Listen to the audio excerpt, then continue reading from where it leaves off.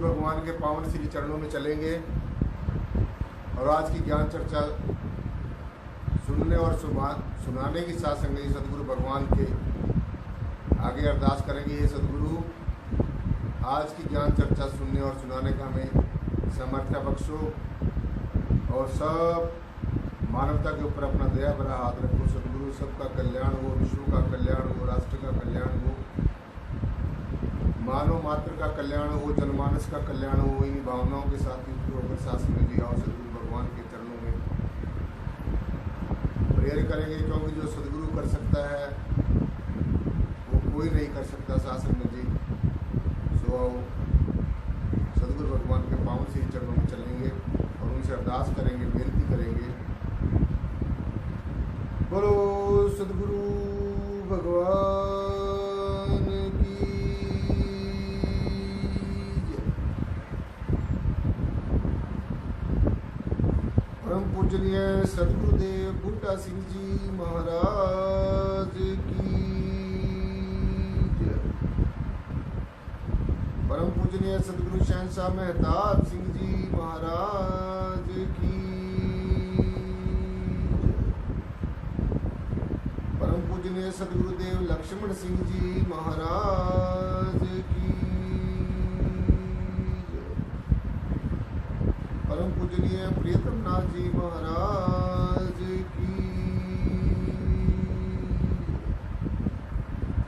सर्व संत समाज की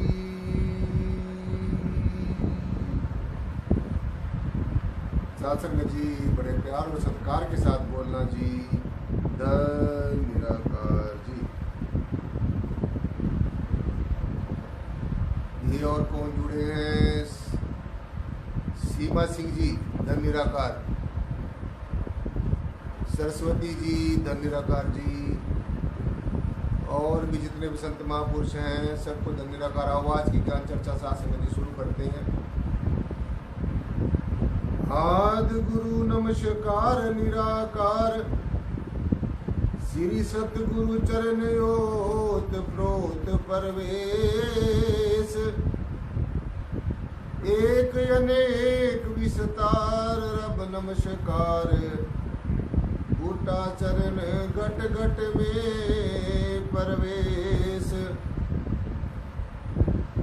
धन धन मेरे सदगुरु पूर्ण गुरु महताब, बार बार करूं वंदना नमस्कार हर बार, बार बार करूं वंदना नमस्कार हर बार। आप न आते जगत में जल मरता संसार, जग तारण को आ गए मेरे पूर्ण गुरु महताब, जग तारण को आ गए सदगुरु लक्ष्मण सिंह महाराज, जग तारण को आ गए सदगुरु प्रियतम सत्संग जी। बड़े प्यार और संस्कार के साथ बोलना जी। धन निराकार जी। आओ सत्संग जी, आज की जो ज्ञान चर्चा है वो शुरू करेंगे। और आज की ज्ञान चर्चा में साथ संगत जी आज विशेष बात डिस्कस करेंगे, विशेष एक बात के ऊपर चर्चा करेंगे जो ज्यादातर श्रद्धालुओं के मन में एक भ्रम रहता है, एक संशय रहता है, एक शंका रहता है, एक संदेह रहता है। और ये बात आम सुनने को मिलती है कि जिस समय हमने ध्यान करना है तो हमने किसका ध्यान करना चाहिए। जिस समय हमने ध्यान करना है तो किसका करना चाहिए। सदगुरु के वास्तविक स्वरूप क्या होता है। सो आज इसी बात पर साथ संगत जी विचार करेंगे। तो सामने एकाग्र होकर, एक मन होकर, एक चित्त होकर आज की ज्ञान चर्चा को सुनना है। आज की ज्ञान चर्चा में बहुत ही एक विशेष बात आपको बताई जाएगी जो आपके जीवन में काम आएगी। तो जब भी हम कहीं पर जाते हैं, किसी भी संत महापुरुष के सानिध्य में जाते हैं, तो वहां पर सब जगह यही बात बतलाई जाती है साथ संगत जी, और ये बात सत्य भी है।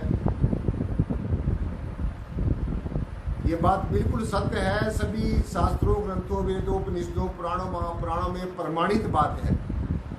ये सर्टिफाई की हुई बात है, ये सत्य बात है।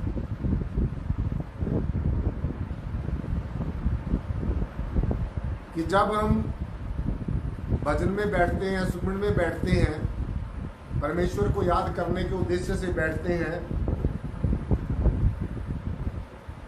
तो सब साथ संगत जी क्या करना चाहिए, क्या नहीं करना चाहिए, ये बात आज हम सब विचार करेंगे।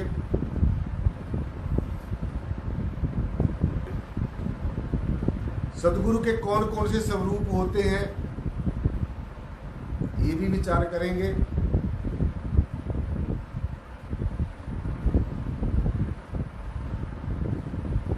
सो आपने सबसे पहले तो एक बात भली भांति समझनी है, और वो बात क्या है? अध्यात्म के अंदर बहुत ही इंपॉर्टेंट बात है, बहुत ही एक महत्वपूर्ण युक्ति है। क्योंकि अध्यात्म के अंदर, योग के अंदर कुछ युक्तियां होती हैं, और इस युक्ति के अंदर ही मुक्ति होती है। किसी युक्ति को अपनाए बिना, किसी विचारधारा को अपनाए बिना, किसी योग को अपनाए बिना, किसी विधि विधान को अपनाए बिना हम किसी विशेष जगह पर नहीं पहुंच सकते। इसलिए ये बहुत जरूरी है कि हमारे जीवन में योग और युक्ति का होना, दोनों का होना बहुत ज्यादा जरूरी है।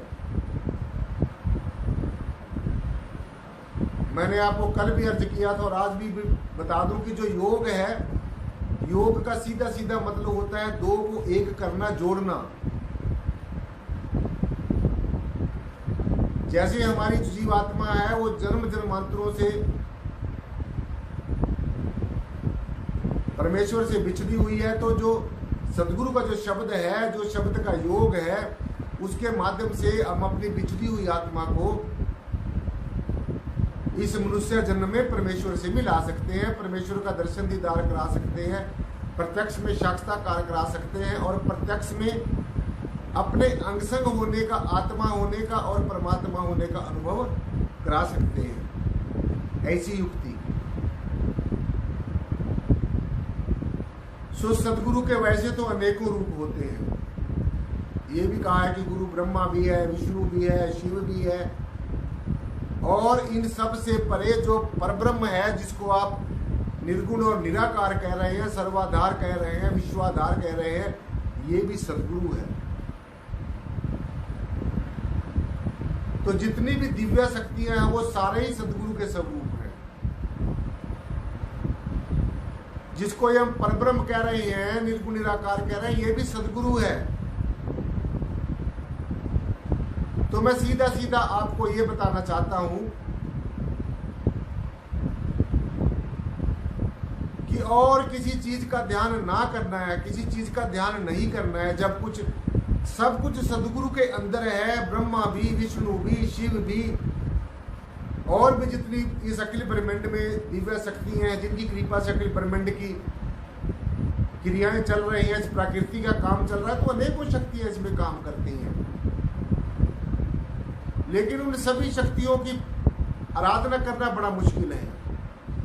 तो हमने आराधना किसकी करनी है? जो सारी शक्तियों का सोर्स है। देखिए, जितने भी पीर पैगंबर औलिया अवतार इस सृष्टि के ऊपर आए, जितने भी महामानव आए, दिव्य आत्माएं आई इस सृष्टि के ऊपर आए, जिन्होंने मनुष्य शरीर धारण करके और भोले भटके जीव को एक सदमार्ग पर चलने की प्रेरणा दी, अनेकों ऐसी दिव्य आत्माएं सृष्टि के ऊपर आई। सो उन सब ने यही कहा है साध संगत जी, ये याद कर लेना चाहिए, आपको नोट कर लेना चाहिए अपने हृदय कमल में कि सब ने सदगुरु को ही श्रेष्ठ बताया है। क्यों बताया है? सब ने सदगुरु को ही क्यों श्रेष्ठ बताया है? इसके पीछे कोई ना कोई कारण होगा। ऐसा सदगुरु में कौन सी महानता है, कौन सी दिव्यता है, कौन सी ऐसी महानता है, कौन सी ऐसी साध संगति सदगुरु के अंदर क्या विशेष बात है कि सारे की जो ब्रह्म है, विष्णु है, शिव है, वो सारे गुरु ही बता दिए कि वो सारे सदगुरु के अंदर हैं। गुरु ही ब्रह्म है, गुरु ही विष्णु है, गुरु ही शिव है, और गुरु ही है साक्षात परब्रह्म निर्गुण निराकार भी सदगुरु ही है। सो ऐसे सीधे सीधे एक बात स्पष्ट हो जाती है कि जितनी भी बातें हैं, जितनी भी, चाहे वो लौकिक जगत की बातें हैं और खासकर अलौकिक जगत की, जितने भी हम पूजा पद्धतियां हैं, हम कोई पूजा करते हैं, कोई पाठ करते हैं, कोई जप तप संयम साधनाएं करते हैं, तो उनमें करने से, उनका शुभारंभ करने से पहले, उन साधनाओं को आरंभ करने से पहले, किसी पूजा को आरंभ करने से पहले, पाठ को आरंभ करने से पहले, कोई भी शुभ कार्य करने से पहले हम अपने सदगुरु को ही याद करते हैं। ऐसा क्यों? ऐसी सदगुरु में क्या खासियत है? तो जब आप प्रैक्टिकल जीवन में सदगुरु को पूर्ण समर्पण भाव से धारण कर लोगे, पूरे मन से, वचन से, कर्म से शरणागत हो जाओगे, अपने हाथ खड़े करके सदगुरु की शरण में समर्पित हो जाओगे, ये सदगुरु मैं तेरी शरण में हूं, मैंने सारे संसार के रिश्ते नातों को देख लिया सदगुरु, कोई मेरा नहीं बना, सब ने मेरे लिए तरह तरह की जो है विरोधाभास किए हैं, और दुनियावी लोगों ने, संसारी लोगों ने भी सदगुरु मुझे दरकिनार कर दिया है। अब मैं कहाँ जाऊँ हे सदगुरु, अब तो मैं तेरी शरण में हूँ।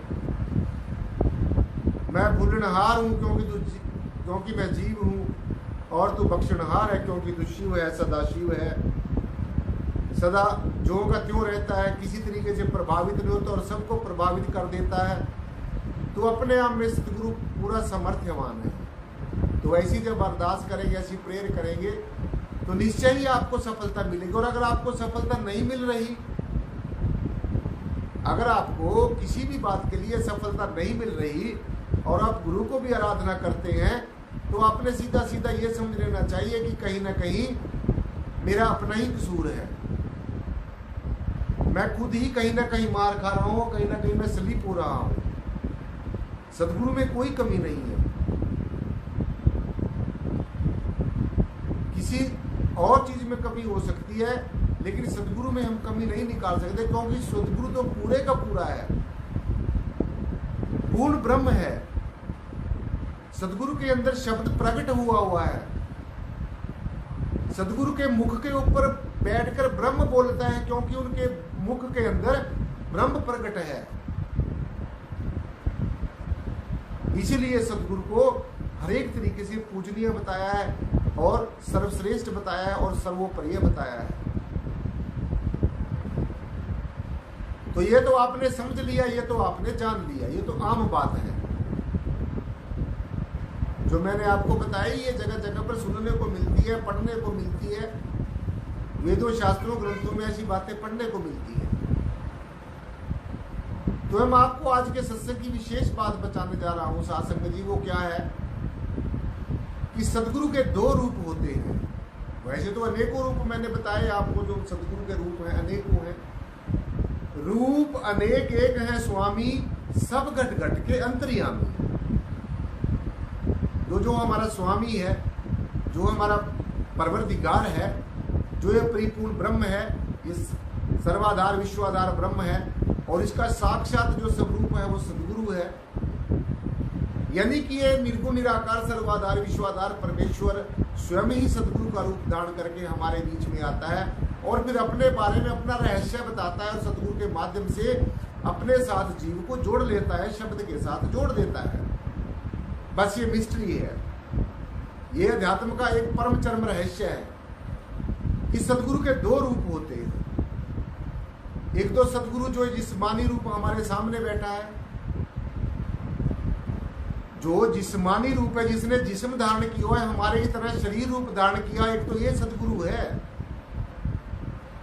जो एक लिविंग स्पिरिचुअल मास्टर है और इंसान की शेप में हमारे सामने आके हमें पढ़ाने आता है, हमें अपने विचारों से अवगत कराने के लिए आता है। एक तो ये सदगुरु है जिसको हम जिस्मानी सदगुरु कहते हैं, जो जिस्म का बना हुआ है, पंच तत्व जिसने धारण किए हुए हैं, ये जिस्मानी गुरु है। और दूसरा इसका जो रिफाइंड रूप है, जो इस जिस्मानी गुरु का जो रिफाइंड रूप है, जो विशुद्ध रूप है, वो कौन सा रूप है? उसको कहते हैं हम रूहानी गुरु। क्या कहते हैं? रूहानी गुरु। यानी कि जो हमारी रूह को शब्द के साथ जोड़कर इस परिपूर्ण ब्रह्म में जो हमें मिला देता है, जो शब्द के योग के माध्यम से, देखो अनेकों प्रकार के योग हैं अध्यात्म में, लेकिन जो सूरत और शब्द का योग है, क्या बोला मैंने? सूरत और शब्द का योग, जो हमारे अंतर में जो सूरत है, जो रूह है, उस रूह को शब्द के साथ जो जोड़ लेता है, दिस इज कॉल्ड शब्द योग। इसको हम ज्योति और नाद का योग भी कहते हैं। यानी कि अपने अंतर में ध्यान करते हुए परमेश्वर के ज्योति स्वरूप का दर्शन दीदार करना और शब्द धुन को सुनना, अनहद शब्द को अपने अंतर में सुनना, तो इसको हम सूरत शब्द योग भी कहते हैं, ज्योति नाद योग भी कहते हैं। और क्या कहते हैं? इसको हम लय योग भी कहते हैं। यानी कि हमारी रूह का, सूरत का, आत्मा का शब्द के अंदर विलय हो जाना, लय हो जाना, एक रूप हो जाना, इसको हम कहते हैं लय योग। एक दूसरे के अंदर समा जाना, बूंद का सागर में समा जाना, सूरत का सागर रूपी परमेश्वर में समा जाना, एक रूप हो जाना, एक रस हो जाना, एकाकार हो जाना। तो मैंने दो रूप आपको बताए सदगुरु के, एक जिस्मानी रूप और दूसरा रूहानी रूप। तो बाहर का जो ये जिस्मानी सदगुरु बैठा है, जो जिस्म धारण करके बैठा हुआ है, शरीर धारण करके बैठा हुआ है, ये जो शब्द है, इस शब्द ने देह धारण की हुई है और इसको हम सदेही शब्द कह देते हैं कि शब्द ने देह धारण की हुई है। अंदर शब्द बोल रहा है और इसने बाहर अपनी एक पंचभौतिक देह को धारण किया हुआ है। इसको हम कहते हैं सगुण गुरु, जिस्मानी गुरु, साकार गुरु, जीता जागता गुरु। क्या कहते हैं हम इसको? रूहानी सदगुरु, जो हमारी रूह का आत्मा के साथ मेल कराता है, इसको कहते हैं रूहानी गुरु। और जो ये शब्द ने पंचभौतिक जो शरीर रूप धारण करके हमारे समक्ष आता है, इसको कहते हैं जिस्मानी गुरु। जिस्म जिसने धारण किया हुआ है, ये शब्द ने ही जिस्म धारण किया हुआ है, शब्द ने ही इसको देह को धारण किया हुआ है और ये सदेही शब्द बन जाता है। देह के साथ है, शब्द है, लेकिन देह के साथ जुड़ के ये सगुण बन जाता है।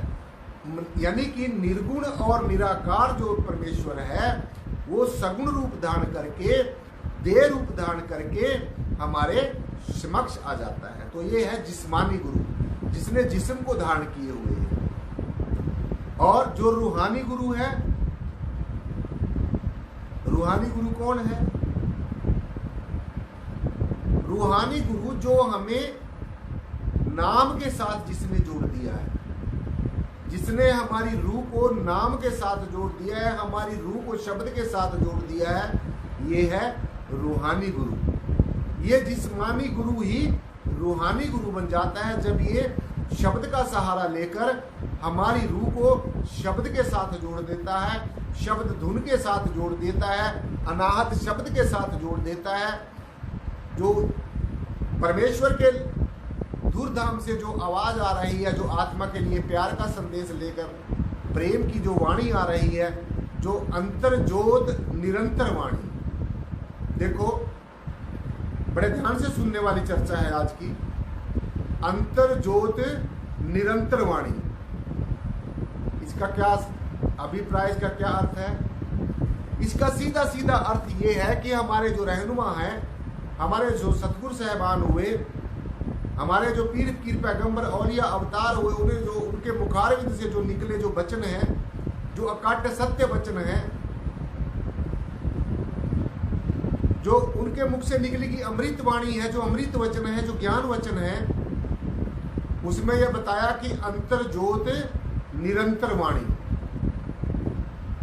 इसका सीधा सीधा अर्थ यह कि हमारे अंतर में कोई ज्योति है, हमारे अंतर में कोई जीवन ज्योति है। क्या तुम ये नहीं जानते कि ये जो ज्योति है ये तुम्हारे जीवन का आधार है? क्या तुम ये नहीं जानते कि ये जो जीवन ज्योति है यही तुम्हारे जीवन का आधार है? तो इसलिए इसको कहा है कि अंतर्ज्योत निरंतर वाणी।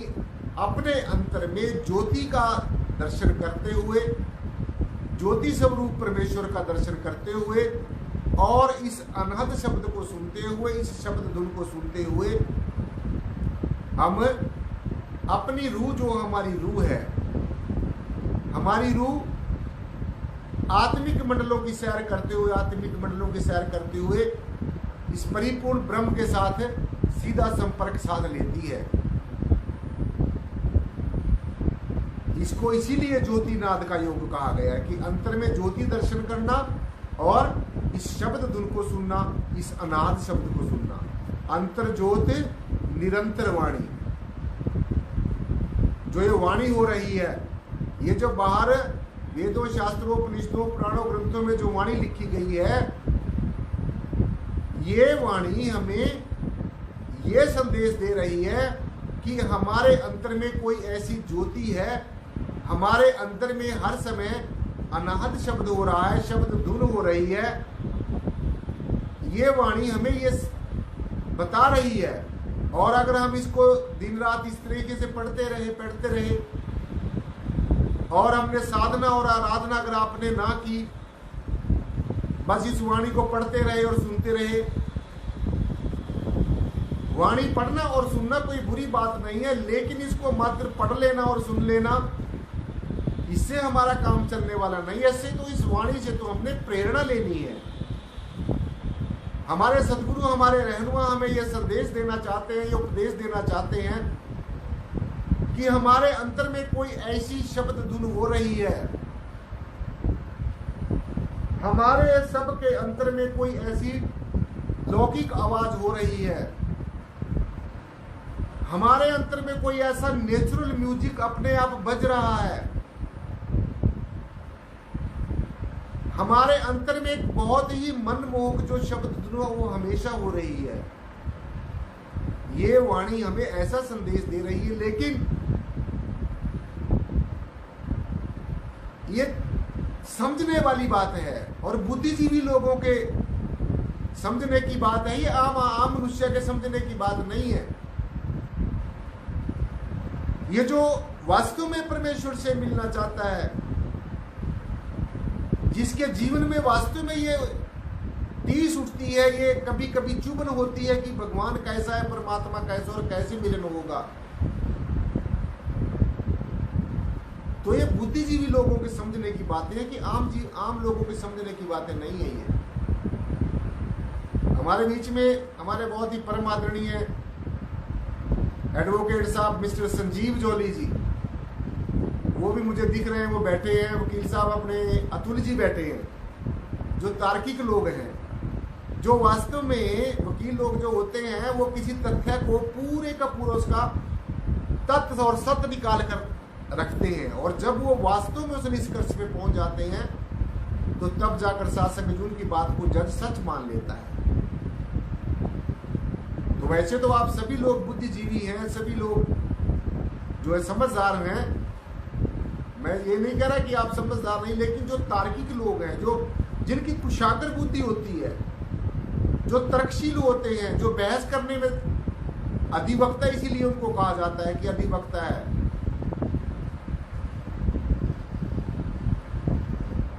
तो मैं उनसे ये अर्ज करना चाहता हूँ, ऐसे जो हमारे बुद्धिजीवी जो और समाज के मतलब जो अग्रणीय लोग हैं, जो समाज को सत्य का इंसाफ दिलाना चाहते हैं, सत्य का मार्ग दिखाना चाहते हैं, ऐसे महानुभाव भी साथ संगत जी।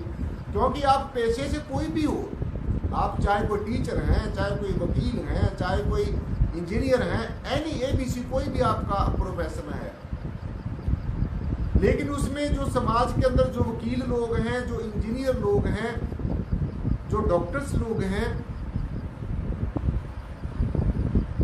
तो ये साथ संगत जी, और जो साइंटिस्ट लोग हैं, ये इनकी बुद्धि बहुत कुशाग्र होती है, इनमें तर्कशीलता होती है, और ये किसी बात को, विशेष बात को जानने की अपने दिल में साथ संगत जी एक इच्छा रखते हैं, तीव्र इच्छा रखते हैं, जिज्ञासा रखते हैं।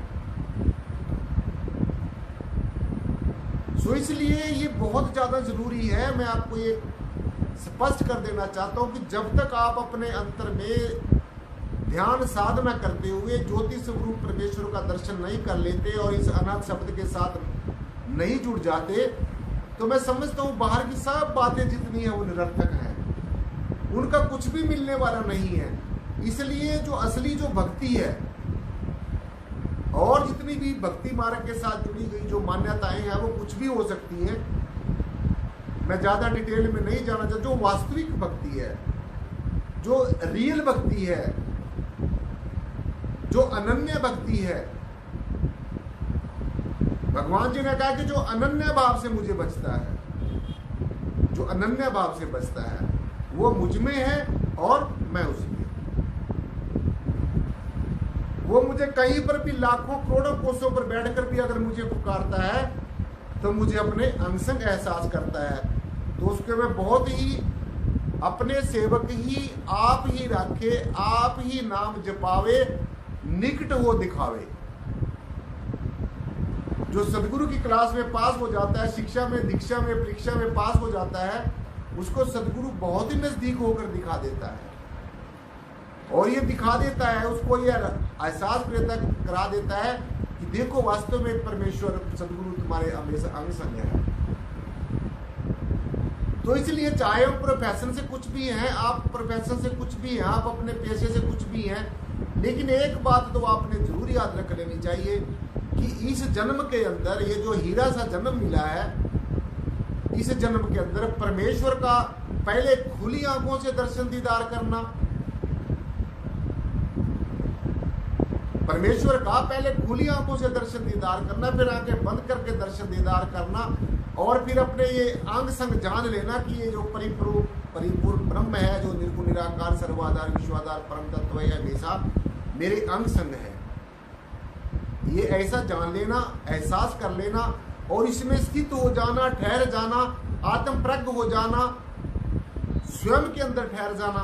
अगर ये ना इस जीवन में हुआ, तो आप चाहे किसी भी प्रोफेशन से बिलोंग करते हो, किसी भी प्रोफेशन से आप संबंध रखते हो, किसी पेशे से आप संबंध रखते हो, वो आपका अपना निजी जीवन है, उसका अध्यात्म के साथ कोई ताल्लुक नहीं है। लेकिन इतना ताल्लुक जरूर है कि जो एक पढ़ा लिखा इंसान है, जो बुद्धिजीवी है, जो समझदार है, जो तर्क वितर्क को समझता है, जिसके अंदर विवेक जागृत है, वो साथ संगत जी इसको ज्ञान को जल्दी पकड़ कर जाता है, जल्दी समझ जाता है। तो इसलिए मैंने बताया सदगुरु के दो स्वरूप हैं, एक जिस्मानी स्वरूप है और एक रूहानी स्वरूप है। तो जब साधक अंतर्मुखी होता है, सदगुरु के नूरानी स्वरूप का और रूहानी स्वरूप का दर्शन करता है। चलो आप अपने अंदर, और आप अंदर जो ये बाहर सदगुरु जो बैठा है, जो हमारे सामने एक शरीर रूप पंचभौतिक शरीर रूप धारण करके बैठा है, तो इसका असली स्वरूप देखो। ये तो इसका जिस्मानी स्वरूप है, इसका रूहानी स्वरूप अंदर चलकर देखो। स्वप्न की अवस्था में इसका जो है रूहानी स्वरूप देखो, जब ये स्वप्न की अवस्था में हमारे पास प्रकट होता है, अपनी दिव्यता को दिखाता है, हमें अनेकों चमत्कार भी करके दिखा जाता है और अनेकों करामातें करके दिखा जाता है, और कभी हमने जो सपने में देखा भी नहीं है वो भी हमें दिखा जाता है। ये भी सदगुरु का रूहानी स्वरूप है, सूक्ष्म स्वरूप है। आप में कई महानुभाव संत महापुरुष ऐसे बैठे होंगे जिनके साथ में स्वप्न में सदगुरु का दर्शन होकर उनके ऐसे अनेकों ऐसे काम होते हैं जो उनको स्वप्न के माध्यम से, क्योंकि कई बातें ऐसी होती हैं साध संगत जी, हमारा सदगुरु जो हम इस अवस्था में बैठे हैं, कुछ कर्म हमारे इस अवस्था में, जागृत अवस्था में बैठाकर काटता है, अपनी दृष्टिपात करता है हमारे ऊपर, तो हमारे बहुत कर्म तो ऐसे कट जाते हैं।